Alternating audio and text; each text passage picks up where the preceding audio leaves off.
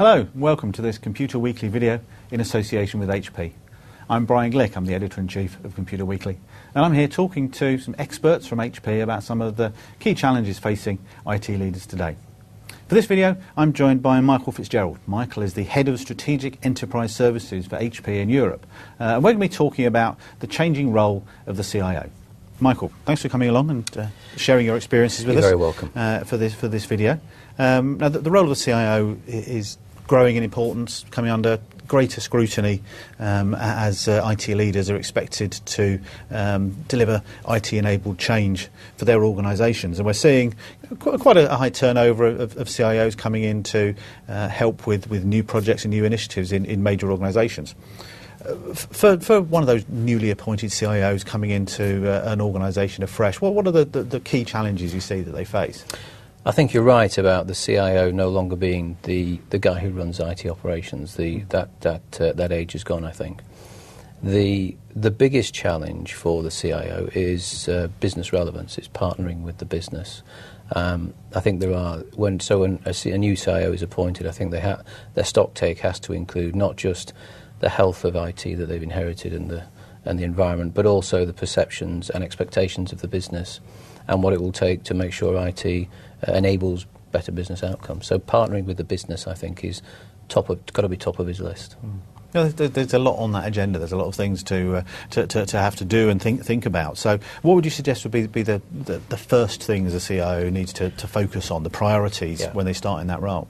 Immediate things are things like just taking stock. What have I inherited? What's the IT environment like? What's the human capital that I've got?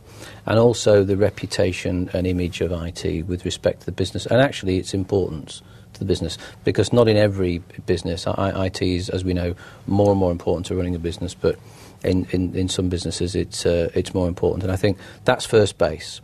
The harder task is then to realign whatever plans exist with better multi-year business-aligned plans that are under some sort of governance with the business, because the pace of change is you have to stay ahead, so that these plans have to be adoptable and changeable every 3 to 6 months.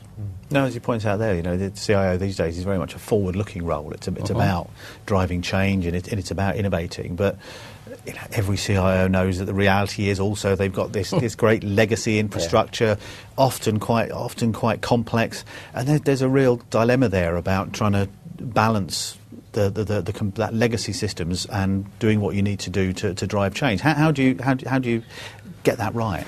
Well, there's no single recipe for this, of course, but there are some fundamental building blocks and some good guidance. I think we could break it down into 3 components. The first really is to recognise that reductions in legacy IT spend that are durable, they'll last for a long time. You can positively and predictably see the downward trend in cost to deliver the same or better service. Those I would characterise as opportunities to industrialise IT. So there are a whole sweet shop full of these things: data centre transformations, ways to change the applications estate, ways to change the IT operating model, better use of information and data, for instance. These are all ways to trim cost, but they have to be aligned with where the business is going. It's not much good doing that and finding out that it was a mistake and the business actually needs something you've now got rid of. So first thing is industrialise IT, find ways to do that, to create the space for innovation and change. The second thing really is to think about the IT operating model in context with the business. You often find that IT operating models are designed to manage IT and not managed to align IT to be leveraged by the business.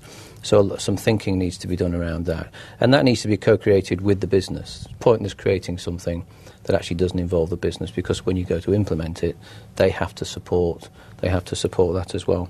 And I think the third thing then is building on that with some good stakeholder management to allow the IT to be relevant and inside the thinking of business leaders, because then the CIO has a great opportunity to not just change the dialogue from the cost and performance of IT to the creation of business value, but also to earn the reputation as the innovator, the guy or the lady who helps introduce new ideas that change the way the business can beat the competition.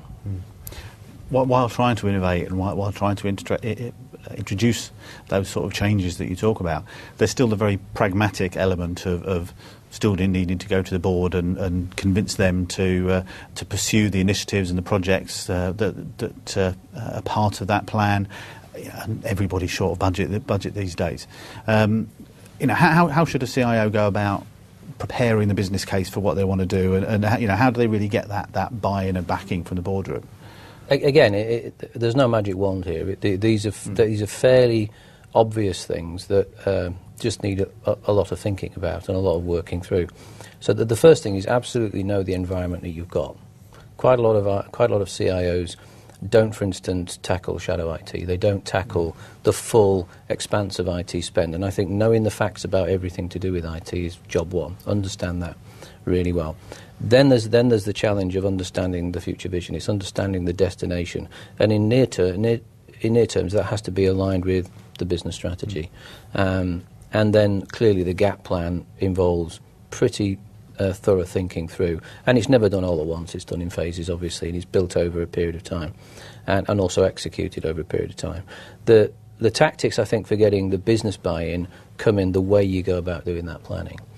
If you do that planning in isolation, say after a business strategy has been written, you go and interpret it, write up an IT plan.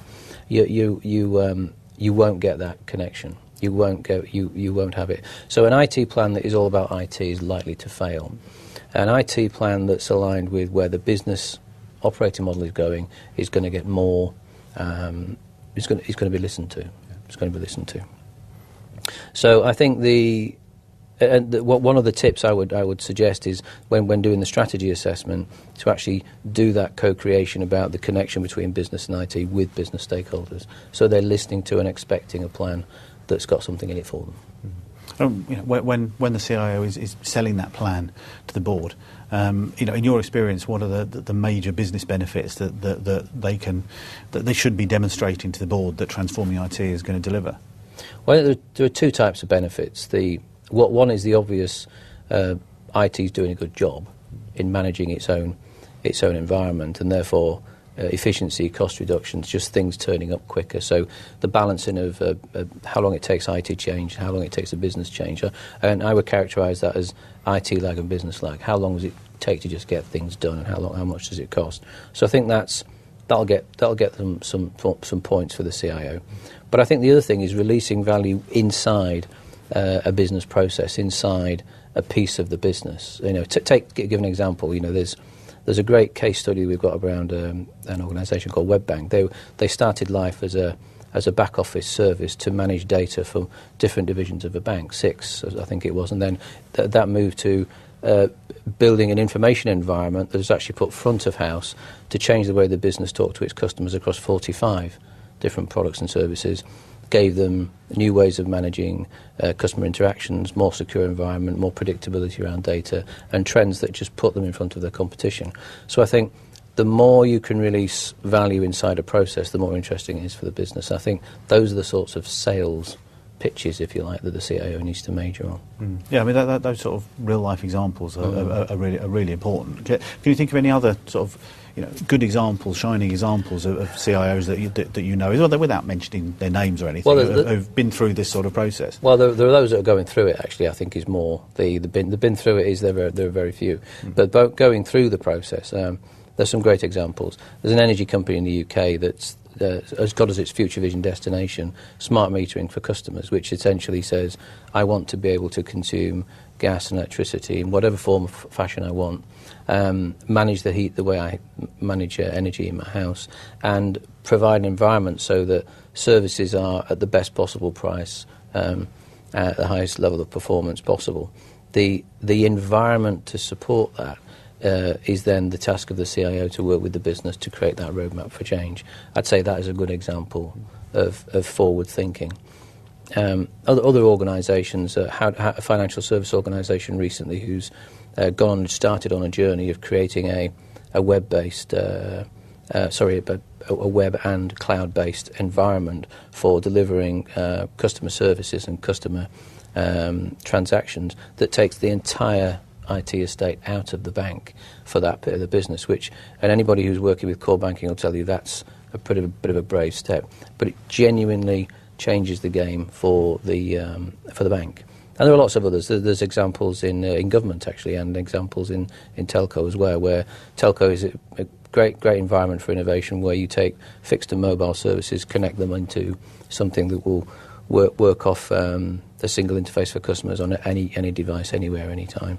And again, the benefits to the business are huge, and the CIO is a much easier sell if he's got that story to tell. Absolutely. Some really good advice that you've been putting across there, Michael. But by way of trying to summarise some of that, for a CIO who may be watching this, who is relatively new into the role, what would be your one or two top tips of the key things they absolutely need to do on day one? Day one. 2, 3, 4. Whatever. The near term. I think the choice of 2 is a good one. The first thing is be connected and be relevant to the business. Don't just sit as the guy who runs ops. Think about how to make those connections. Force the conversation around the business operating model. Don't wait for a copy of the business strategy. Get involved in its creation and make IT relevant to the thing that gets handed out to shareholders. It is incredibly important to do that. And the second thing I would suggest is that the IT environment isn't only just changing rapidly, it's evolving. The opportunities, I tend to think the biggest benefit is to think the unthinkable and just do it. There are so many things you can do with IT now. I think getting connected with the emerging services, things like mobile, the huge amount of information that's now available with so-called big data, and cloud services and all of the other things that are out there, and working with partners who make it their job in life to be experts at this, harnessing that and being the shop window for the business. So genuinely being proactive about that. So I would think that those are the two. Balancing obviously is the other big challenge. It's an important time for CIOs. It's an exciting time as well, and there's some great advice there, Michael, for how best to make advantage of the opportunities they have. Thanks very much for taking the time to come along and share your experiences with us today. It's been a pleasure. That's all we've got time for in this video. I've been talking to Michael Fitzgerald from HP about the changing role of the CIO. Thanks very much for watching this video, and I hope to see you in another Computer Weekly video soon. Bye-bye.